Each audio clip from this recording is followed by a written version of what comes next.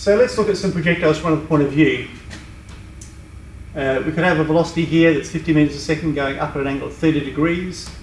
And we want to find the initial horizontal components of the velocity and the vertical components of the velocity, and time of flight, peak height, and range.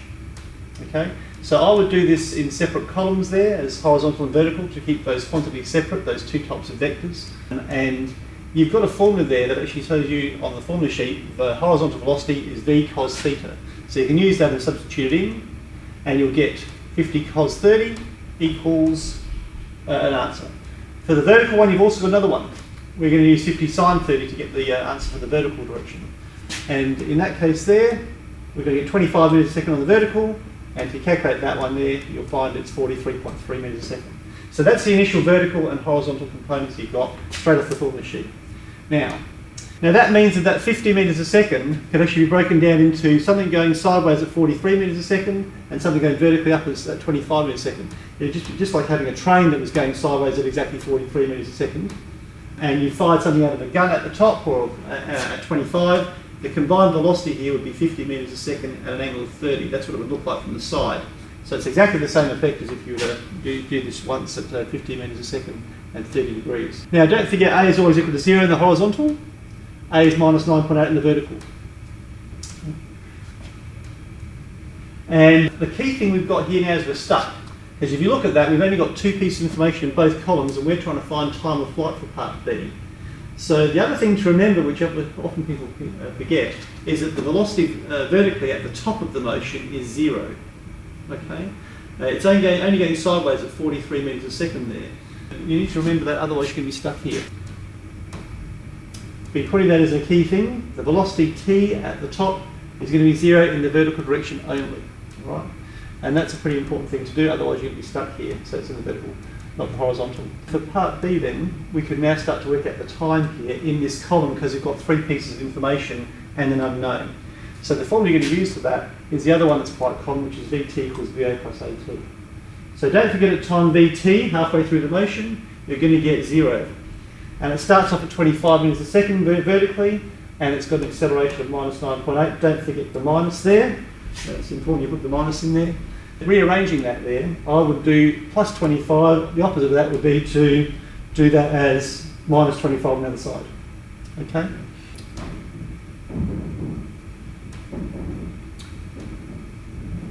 So to solve for the times by minus 9.8, we need to do divide by minus 9.8. Like that there. The two negatives will cancel out and you'll get 2.55 seconds. Now that's only the time to go from 0 to the top of the motion. Okay? Halfway. To get the full time, we need to double that basically. And it should give you a total of about 5.10 seconds there. Alright? So just bear that in mind there. So that's part B done. If we look at C now, we're trying to find the altitude there. And that's how high up it goes, the maximum height. This maximum height here. Okay. So we will get the displacement here. But we want to do it for only half the time. Because at half the time, that's when it's at peak height. If you do the full time, it'll be back on the ground again, as shown by that diagram here on the side. So we're going to use this other formula we've used a fair bit. But this time, we're going to put in 25 for our initial velocity there, not 0. It's been quite common for us to cross that out, but this actually has an initial vertical velocity this time. Put in your half time in, not your full time. And don't forget to put your negative 9.8 in there, otherwise it'll be wrong. And don't forget we're only squaring the time at the end there, not squaring the whole thing. If you do that, you'll get an answer of 31.9 metres roughly, part C. So the last part we're going to do now is the range. So far we've actually found this particular displacement here for the peak height using half the time. But the range here is this displacement. So we want to put the full time in for range when we do this on this side here. And don't forget we can actually also transfer over the time from one side to the other, because time is the only scalar quantity we're dealing with here. That can go between the two columns, nothing else can. You must leave the rest of it sort of in their column. So in this case here, we're after the full time now, which is 5.1 seconds. Now given all that information now on this side, we can easily find the range here because we've got enough information to work with. And again we're using that same formula, S equals VOT plus a half AT squared. You've got initial velocity of 43.3 metres per second for the full time this time, and you'll get a total answer there of around about, it's about 220 metres. So 2.2 by 10 to the 2 metres if you want to go to two significant figures, okay? Right. So key things here is sometimes you've got to bear in mind, when have I got to use half the time there? Half the time there? When the velocity at the top is 0, so that gives me half the time normally in the equations.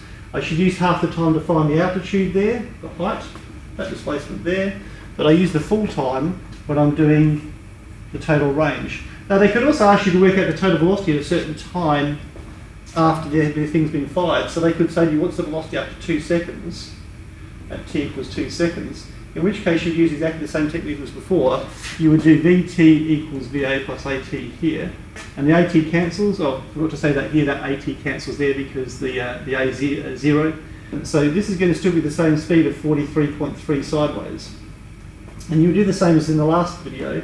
You would still work out what's going on here vertically, but this time it actually has a velocity of 25 to start with going up, and you're going to take off 9.8 for the period they ask you for. So if they ask you for 2 seconds later, you put in your 2 there, and you'll get an answer here of 25, take 19.6, which is 5.4 metres per second, still going up. And so your vector diagram that you're going to get for this total here would be 43.3, and you've still got a vector going up in the positive. It's still on the way up, this vector, but it's changed, the angle's a lot weaker. So again, you would find V and an angle there. If you found out that you actually went longer in time, let's say you went for, if you went for 3 seconds later, you would be doing minus 9.8 times by 3, and you would find that you get a negative answer here, in which case your vector diagram is going to start going downwards because the thing is on the way down. So that'd be put off by that. Okay.